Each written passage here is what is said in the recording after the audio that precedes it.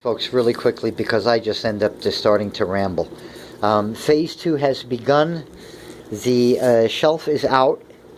The sawtooth philodendrons are now down on the floor against the wall, along with all the major climbing philodendrons, which are now lined up with them against the wall, ready to do their treadmilling, and then I slowly get rid of some of the pots and slowly start to fill in against the back wall between just tubes without pots with some of these to tighten this up and get it a little bit less jutting out from that wall. And well, you'll see what happens when it does.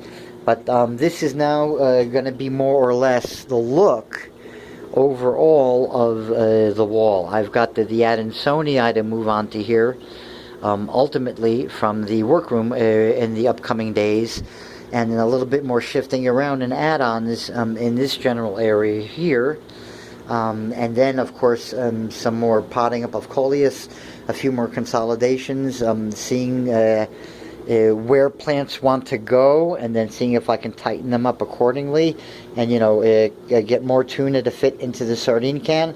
But for now, this is what I got. You got the Rhaphidophora decursiva back there, and then the medallion. This is temporary. That's all going onto a pole, an existing pole to fill in that syngonium right there. Excuse me. Here is the Aglionema that's got to come out, or I got to find a way to stuff it in there. I don't know, or maybe just block it out over here in front of the jungle boogie. I don't know yet exactly what's going to happen or how I'm going to fit it. So for now, it's just here. At one point, it will be able to fit because I've got a bunch of future operations. Once I've done this, what happens now is, both of these plants, for instance, the pink princess and the silver sword, will undergo the same process that the gigas underwent, right? They get transferred to a top section tube, and then they get cut, and you end up with the top section, but at the bottom of a fresh piece of tubing. And then that gigas and these plants, along with the gigas and all the other large philodendrons that still have pots that are not a sawtooth. Okay, the sawtooths stay the way they are. All the rest of them get transferred up to tubes and then drop down again to be potless tubes. And once they're potless, I can move pots between the tubes that I can't presently do because those pots on the bottom don't allow it to happen. But once they disappear, there's enough space between two tubes, free floating and hanging from the wall, to slide a pot between.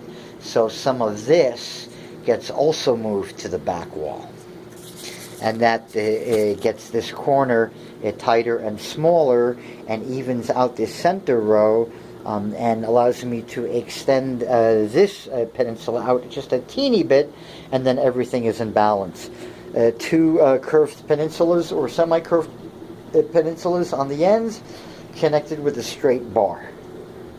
Like a dumbbell split lengthwise, or a milk bone dog biscuit split lengthwise, with a straight indent in the center that runs parallel to the wall, with an island and a little island. And then, all of this wall, starting from the painted lady here, wrapping around the corner, all the way over to here, will be all filled in with plants in the same style, basically from floor to about that height, in this style of decoration or arrangement or view. That's the overall effect that you're going to see. This little patch right here, folks.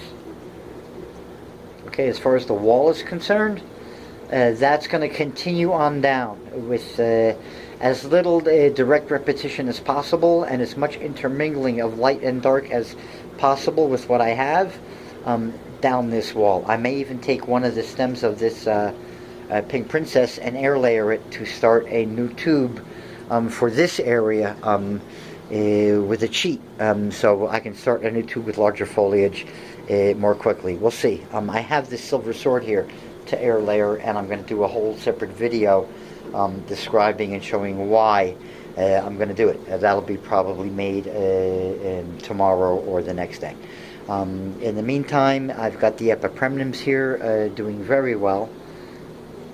I'm very happy with the way this one turned out. This is a 2 vine, and I think they're both accepted their position and their fate and are getting ready to crawl up and start upsizing. I'm 99% sure, based on everything I'm seeing. From their deportment and the way they took the transfer and the way they recovered and the way they're carrying their leaves now, the way they're rooting in, everything about this tells me that I finally have, after getting them last year in March, April, I finally have them on the way. They've been through a lot. They came in covered in mites. Don't ask. Don't get me started. The Bipennifolium aureum is doing its thing. Look at that beautiful, bright, shiny leaf right there. Hopefully it'll soon position itself. The pothos is about to take off and bolt and go nuts on that left stem, and it's got the little blotches occurring. I'm really glad I got one of those vines to take to a pole like this. Some of them began to develop this like a reverting variegation, but it rarely occurs. It's not on every leaf. It's like every 3rd or 4th leaf. But when you get them really occurring on every 3rd or 4th leaf, you start to see it on the plant when you back away, and it adds a little bit of a touch of difference to the neon pothos as a neon pothos. It's almost like it's expressing a little bit of the original pothos in certain areas of the leaf, and I like it. So I'm very glad that one of the vines that I managed to get caught onto this pole is of that type. The other ones I think are going to be just straight neon going forward. But we'll see. But I really like that right there, that little bit. I think it's cool. There is the pepper doing fine, as you can see. Getting bigger every day. This silver sword has split at the tip. It now has 2 central stems at the very tippy top, vigorously growing, and just below that top split is a split to each side just below it.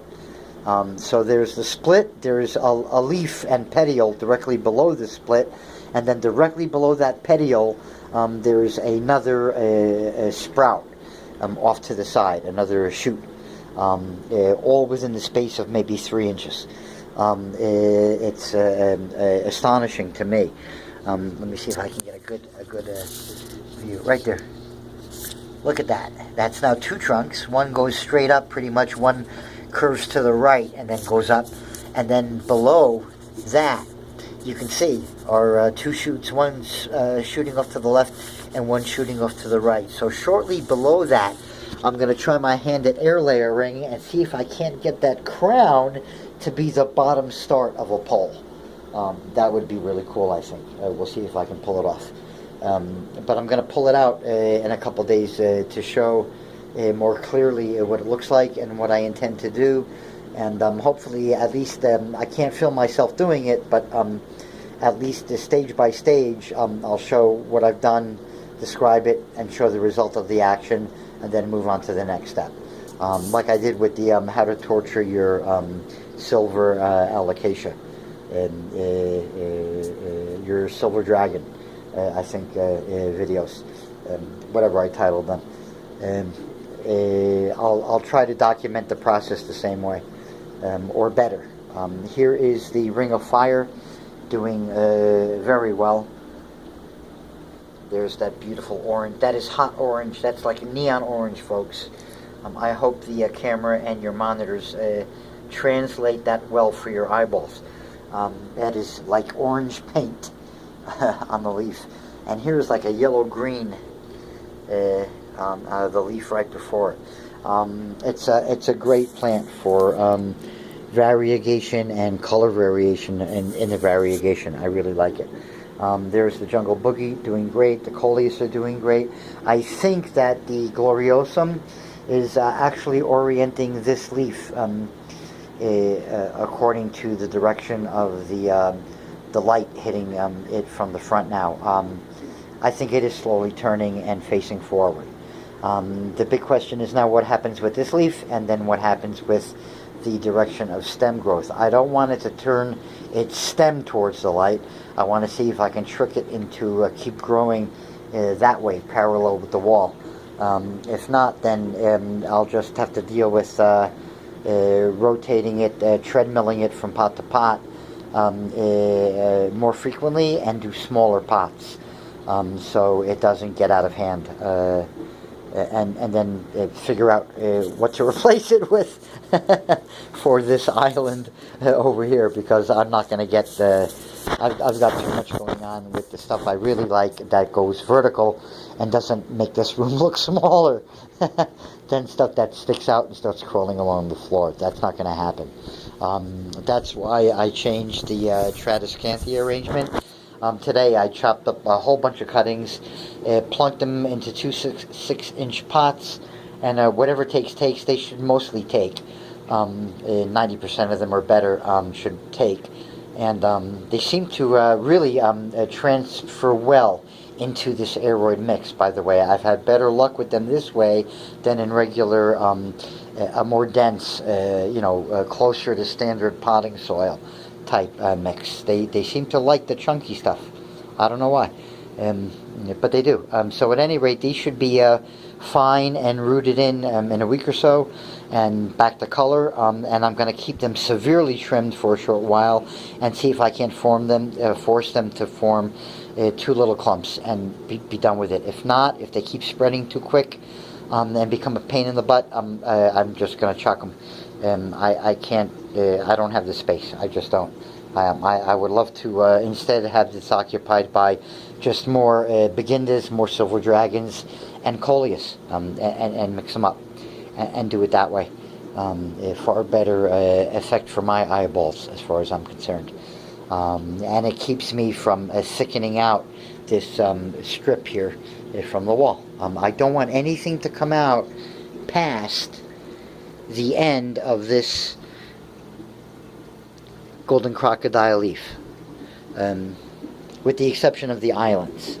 But that golden crocodile leaf is the demarcation line for this middle section. Nothing comes out past that from the wall, with the exception of the 2 ends. So that's what we got going on. My lights are about to go out. This phone had decided to reboot itself when I turned it on, so it wasted 5 minutes of my time. I hope to have done this, a half hour before, have this video done a half hour before lights out, so in case I goofed or rambled on too much, I could, do it again. But then the phone decided to reboot every app, optimizing this, optimizing that. It's an old Moto G from 2016. It's still 3G. Don't ask me why it has to optimize. It can't connect to anything in a major fashion. So this is it, folks. This is what the wall looks like for now. Pretty much on this side, it's really coming together, at least in this area. Things are going to change, of course, as things get rearranged. I've got the Adansonii to bring in here, another neon pothos probably to slap in that area, a couple other minor things to slap onto here or move around to fill up some holes a little bit better and give the illusion of even more plants and more coverage with the same amount of plants, though. That's the whole cheat for now, and we'll update you with progress reports as changes happen. But I just wanted to do a video, to capture how it looks now with the shelf gone and most of the major players slid back against the wall the way they're supposed to be, to then now just get transferred to float directly onto the wall instead of just sitting on the floor in a pot. They're going to be sitting close to the floor but floating above the floor without a pot, like Mr. Gigas there. And there you go. That's pretty much the wall in a nutshell, right there, more or less. Hope you like it. I do.